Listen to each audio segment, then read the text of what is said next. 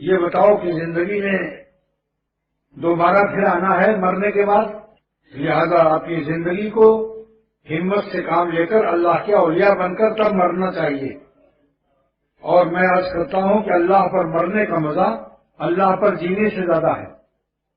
اللہ پر جینا کیا ہے؟ روزہ، نماز، حج، عمرہ، اور مرنا اللہ پر کیا ہے کہ نافرمانی کا شدید تقاضا حسینوں کی طرف ہو، پھر بھی دل پر زخم حسرت کھا کر خون آرزو کے دریا سے گزر کر اللہ تعالیٰ کو راضی کر لو۔ یہ اللہ پر مرنا ہے۔ جس ظالم کو اللہ پر مرنا نہ آیا، کیا اس کو جینا کیا آئے گا؟ جینا آتا ہی ہے جب ان پر مرنا آ جائے، کہ اللہ کو ناخوش کر کے حرام لذتوں کی درآمدات کو سیر کر دو، اور زنانیاں دیں،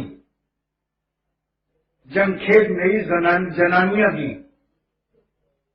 اور یہ عورتوں کی جنگ نہیں ہے، یہ مردوں کا کام ہے۔ رجال فرمایا اللہ نے قرآن پاک میں، اللہ نے ان کو مرد فرمایا ہے۔ رجال لا تلہیہم تجارت ولا بیع عن ذکر اللہ، بڑی سی بڑی تجارت اور بڑی سی بڑی چھوٹی سی چھوٹی تجارت ہمارے مردان راہ خدا کو گمراہ نہیں کر سکتے۔ تو یہ مردان راہ خدا ہے۔ مردان راہ لیلا تو بہت سے ہیں، یہ تو کافر بھی ہے، بالغ بھی ہوتے ہیں، بیوی کا بہت اچھا حق ادا کرتے ہیں، پہلوان بھی ہوتے ہیں، مگر مردان راہ خدا وہ ہیں جو اللہ تعالیٰ کو ناراض کر کے حرام لذت لے کر اپنے کمینے پن اور بے غیرتی اور بے وفائی کا ثبوت پیش نہیں کرتے۔